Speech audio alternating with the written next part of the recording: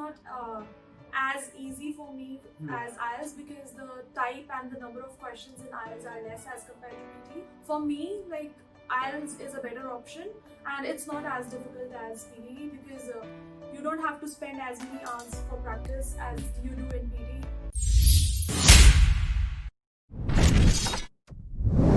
Hey everybody, Varun here from Language Academy. Guys, very excited to have Anureet with me. She has cleared her IELTS exam 777-8 in her IELTS exam with 8.5 in reading and listening, 7 in writing and 7 in speaking. Congratulations, Anureet. Thank you, sir. Well done.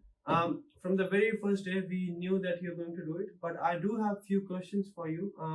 A lot of students out there, they have done PT, they have done the NATI, and now when they think of doing IELTS, right, they think it is very difficult to clear IELTS.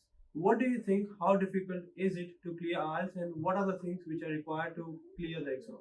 Well, in my opinion, I feel like PT is not as easy for me as IELTS because the type and the number of questions in IELTS are less as compared to PT. So if you have to practice the types of questions in IELTS, you have less number of questions. So for me, like IELTS is a better option and it's not as difficult as PT because you don't have to spend as many hours for practice as you do in PT. So I think it's just a myth that IELTS is difficult. It's not. That's right. That's right. Because it's more simple, right? It's simple and straightforward. Writing is one section where a lot of students are, worried about, scared about. You've got 7 in writing twice. What do you think is important for writing section in IELTS? Well, to be very precise in writing, I think the first thing you should keep in mind is the marking criteria. You should know that there are 4 things in writing that they mark you on, like fluency, like your cohesion and coherence, and your grammar. So you should you should have that thing in your mind that you have to focus more on these things. And the second thing is don't always try to copy and learn the things and then just just mugging up the things and writing everything on the paper. No, it's not like that. And another thing is like you have to keep it in mind that they are not testing your knowledge; they are just testing your language, your expression. So definitely do read writing articles and see how they develop the paragraphs. So the structure of writing is more important than learning the thing. So you have to learn how to structure a paragraph, how to develop your idea with an example. That's more important.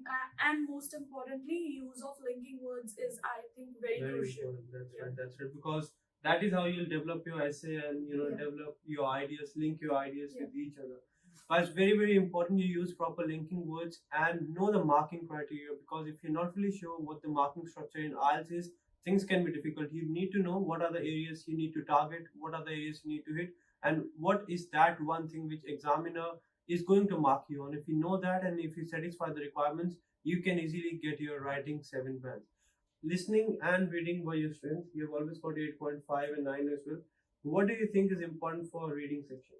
For reading section, I think the skim and scan technique is very important. And definitely, if you're struggling with reading, I would recommend you to start reading the different articles and not only IELTS passages. You should develop the habit of reading, and so practice will help us a lot in reading. That's right, guys. Very important you practice properly when it comes to reading section, because it's more of a skill you develop over time, right? So it's very important you read articles, you skim and scan each and everything, and try to manage your time and practice as much as you can. Anureet, any final piece of advice for students out there trying to go for IELTS exam? Any advice for them, please?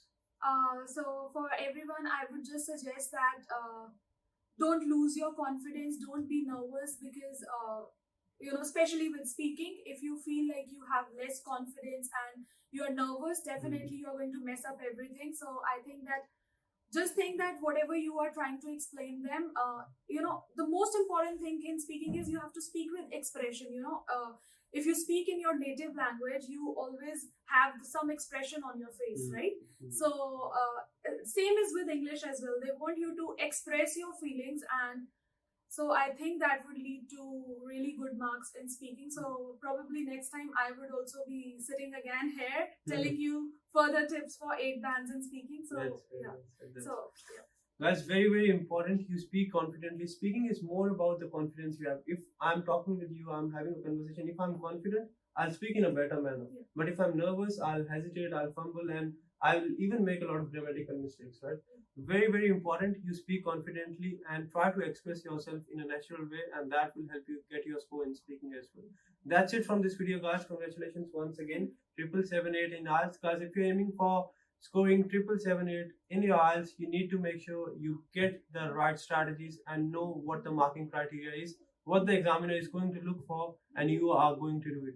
Congratulations once again. That's it, guys. That's it from this video. I'll see you very soon.